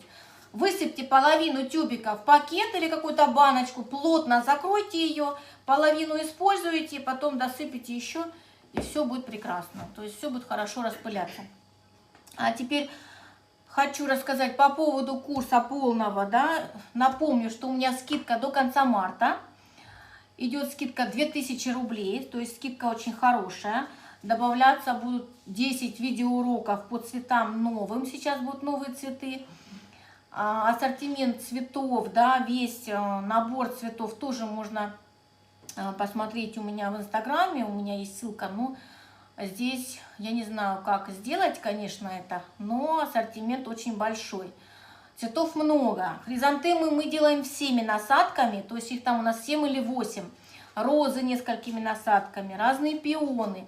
То есть и все остальные цветы, подсолнухи, ромашки, маки, вот, лилии, орхидеи. То есть очень много цветов, георгины, пионы и все такое. И хлопок у нас есть. И, короче говоря, будут новые цветы новыми насадками. Вот, кому интересно, напишите мне в личку, я расскажу, да. Стоимость 8000 до конца марта, после марта будет уже 10 000. Это с поддержкой на 6 месяцев от меня. У нас группа в Telegram, вот, где мы разбираем, если что-то непонятно, что-то, если что-то не получается, то есть я помогаю все это, как сказать правильно, все это изучить, да. Если самостоятельное обучение, у меня было тоже 8000, но сейчас можно это приобрести за 8000 с поддержкой. Есть еще 2 курса по букетам, новогодний и мини-курс. Они стоимость там не совсем большая разница, 2490 и 2690, по-моему. Вот, там тоже разные цветы. На каждом курсе разные цветы. И курс королева хризантема, где у нас мы делаем хризантемы разными насадками. Выкинул интернет. Это сухими красителями? Да, это сухими красителями. Только сухие красители у нас. Никакие красители мы больше не используем. То есть разные. Если отсвечивать, сейчас, Тамерлан, наверное, не видит. Я, может быть, не все видела, что писали, да? Отсвечивает, сынок. А ну-ка, выключи ее. А тогда я темная. Тогда я с тенью получаюсь, да? Так нормально. Ну, так более-менее, да, пускай более-менее. Просто у меня получается здесь лампа над головой. Никуда мы сдвинуть ее не можем. Она у нас посреди кухни. Ну, я думаю, видно, да? Да, только сухие красители. Гелевых я не использовала. Хотя изначально хотела показать, но не стала, потому что я забываю. Я не пользуюсь гелевыми красителями очень редко. Сколько хранятся такие? Хранится такая красота. Смотрите, если вы используете инвертный сироп, глюкозный сироп или же мед, то есть это идет своего рода консервант, да, для зефира. Он продлевает срок и приостанавливает кристаллизацию зефира. Да? Он не кристаллизуется, не засыхает в безе. И у него срок до 2 недель. То есть он останется мягеньким, нежненьким, но в закрытом контейнере, герметичном, закрытом упаковке. Вот у меня есть контейнеры, они хорошо, плотно закрываются. Вы можете сделать там, не знаю, за несколько дней, да, стабилизировались, припудрили и сложили в контейнер, потом через несколько дней собрали букетик. То есть они у вас будут после контейнера мягкие, такие вот бархатистые цветы получаются. Лучше, чем вот только у вас стабилизировались и вы их припудрили. Поэтому контейнер, конечно, это нужен обязательно. Листик лучше 115 делать гортензии. Вот, да, не обязательно 115, есть 114, 113. Я не люблю вот листики, да, вообще букеты гортензий. Я не видела, что были с листьями. Вот, в основном они идут без листьев, да. Они идут такие большие шары. Ну да, у них листики похожи вот на такие, как вот типа как из сирени. Ну, сирень, наверное, покрупнее может быть. Но листики можно делать, да, 115.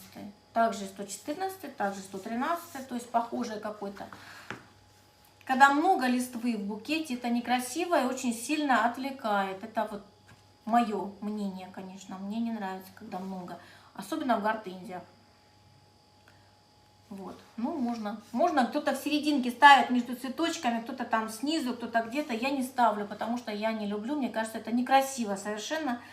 Вот, гортензия вот поставлю между цветами, где-то там 1, 2, 3, 4, 5 могу отдельно сделать лепесточки, да, и уже вставить, чтобы пустоты закрыть, и чтобы какой-то вот, чтобы был такой вот букет уже более-менее похожий. А когда много листвы, это некрасиво, я думаю.